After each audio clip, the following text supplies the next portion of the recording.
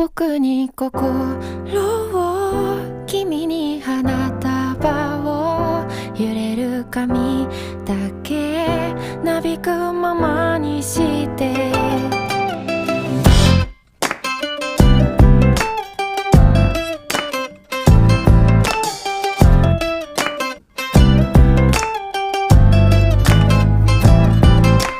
箱の中の小さい家の二人で並んだキッチンの小窓のカーテンの先の思い出の庭に春の日差しを一つ埋めて、たまには少しの水をやって、小さな琵琶が鳴った時忘れてください。